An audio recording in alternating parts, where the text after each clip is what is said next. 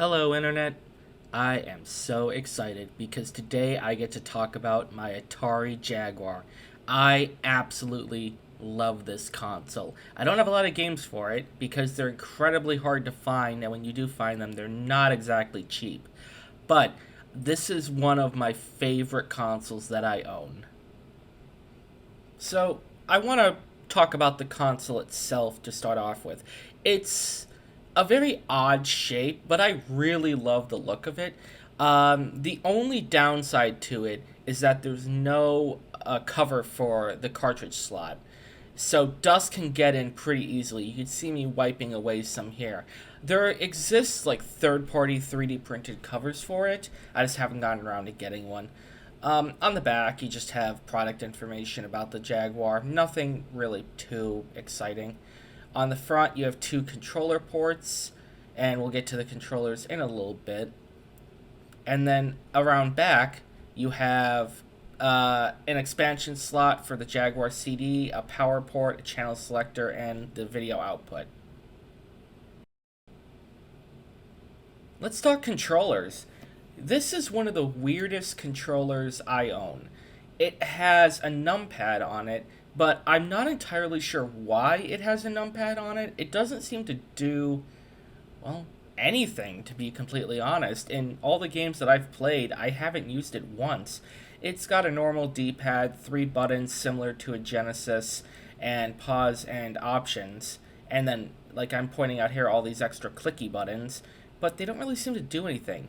The controller also feels kind of cheap. So, on to the games. I really don't have a lot. I have Iron Soldier. Haven't played much of that. Cybermorph, Where Did You Learn to Fly? That little green annoying voice. Tempest 2000, a fantastic game. Wolfenstein 3D, probably my favorite Jaguar game. And then my most recent one, Checkered Flag, which I happened upon at a store one time and was very happy to have it.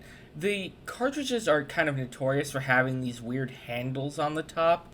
Like, it would be very hard to grab this out of a normal console, think Super Nintendo. I don't know what they were going for here, and they don't even have end labels, so you can't really put them on a shelf correctly and be able to see what game you want. You have to pull them out individually.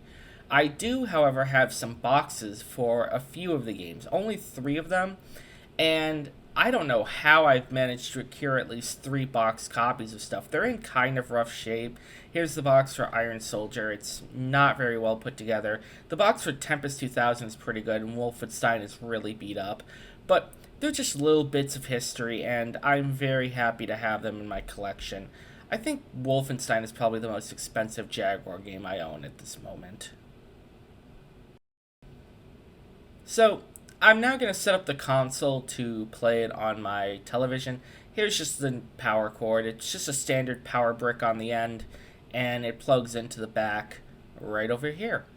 As you can see, there's an expansion bay. That's for the Jaguar CD. I've never even seen one of those in person, so I doubt I'll ever get one.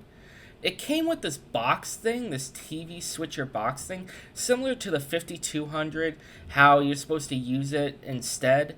But I prefer just using the cable and plugging it straight into the console. That seems to work just fine for me, and I have absolutely no issues with it whatsoever. One thing I want to highlight is that you can't turn on the console unless a cartridge is inserted. Here I am trying to turn on the console and nothing's happening. So I pop in Wolfenstein and it boots right up.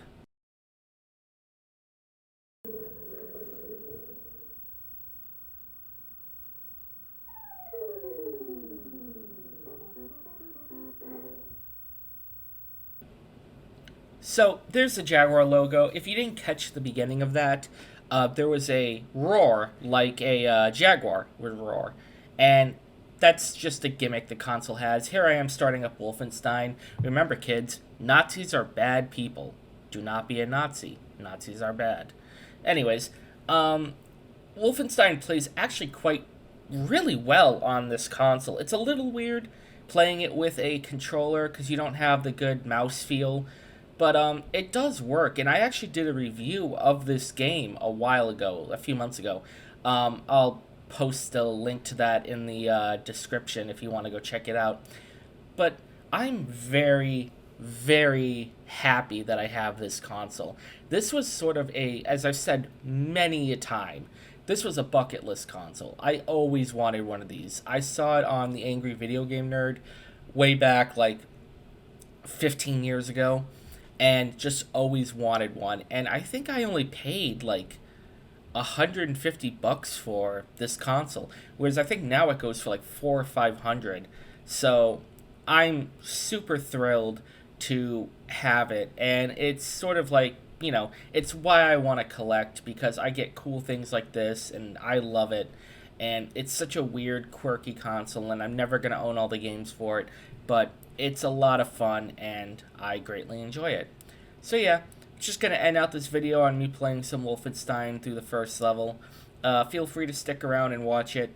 If you like this video, like, comment, and subscribe, all that good stuff. If you want to support me on Ko-fi, the link will be down in the description below. And thank you very much for watching.